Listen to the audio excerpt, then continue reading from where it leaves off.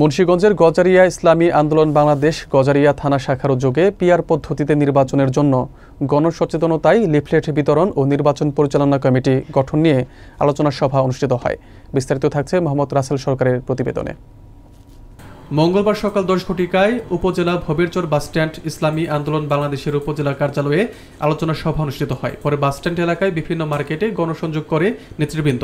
অনুষ্ঠানে প্রধান অতিথি হিসেবে উপস্থিত ছিলেন মুন্সিগঞ্জ 3 আসনের ইসলামী আন্দোলন বাংলাদেশের মনোনীত সংসদ সদস্য প্রার্থী মাওলানা মাহমুদুল হাসান সুমন দেওয়ান, উপজেলা ইসলামী আন্দোলনের সভাপতি মাওলানা আলামিন সরকারের সভাপতিত্বে ও সাংগঠনিক সম্পাদক মুজিবুর রহমানের সঞ্চালনায় অন্যান্যদের মাঝে উপস্থিত ছিলেন মুফতি আব্দুল্লাহ মাহমুদ কাশেমি, ইসলামী আন্দোলন বাংলাদেশ জেলা শাখার সহসভাপতি মহিউদ্দিন ব্যাপারী, যুগ্ম সম্পাদক সানা উল্লাহ কাশেম, জেলার ইমাম কাম অডিটর ফজলুল আমিন সর্দার, উপজেলা মুজাহিদ কমিটির সদস্য মোহাম্মদ শাহজালাল প্রমুখ।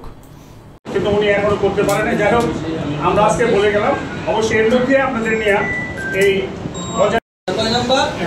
সকলের একটা চোখ ছিল। মুফতি আব্দুল্লাহ মাহমুদ কাসেমি জোর গলায় আওয়াজ দিয়ে কথা বলে, ইসলামের কথা বলে।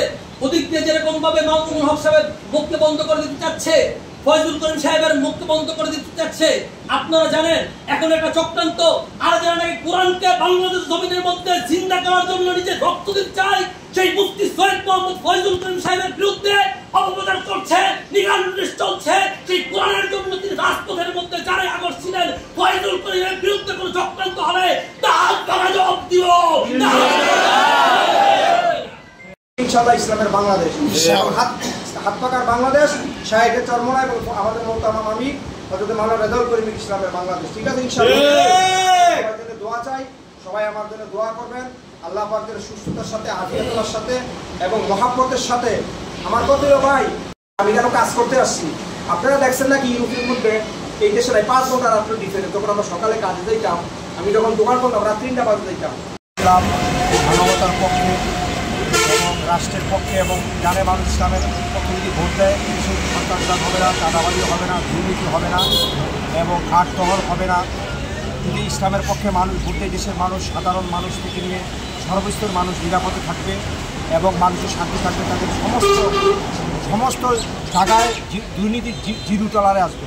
এই জন্য সমস্ত মানুষ চায় ইসলামের বিজয় চায়, আগামীতে পরিবর্তন চায়। কেন মানুষ পরিবর্তন চায়? 54 বছরে মানুষের দেশে ভাগ্য পরিবর্তন হয় নাই। জানে ইসলাম যদি দেশ ক্ষমতায় আসে, মানুষের ভাগ্যের পরিবর্তন হবে, রাস্তাঘাট সুন্দর হবে, টেন্ডারবাজি হবে না, দখলদারি হবে না, বালুমহল, সর্বস্তরের মানুষ শান্তি পাবে যদি ইসলামের ছায়া চলে আসে। এই জন্য মানুষ ইসলামের হাত পাতা করতে এটা সবাই চায়।